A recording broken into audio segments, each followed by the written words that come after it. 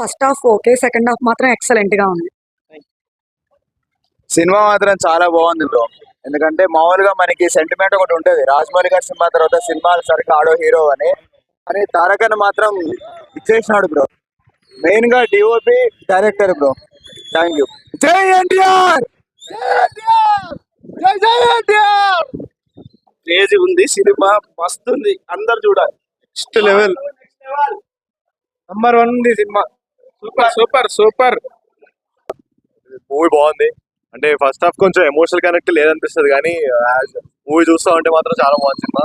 And last twist మాత్రం expect చేస్తా, కానీ లైక్ ఇంకో అన్ఎక్స్పెక్టెడ్ ట్విస్ట్ వస్తుంది, ట్విస్ట్ అయిపోయాగానే. సో అదే ఇంక సెకండ్ పార్ట్ కోసం వెయిట్ చేస్తున్నాం. ఓవరాల్ అయితే మూవీ హిట్ కొట్టాం.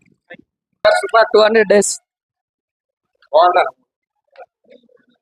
Waiting for part 2.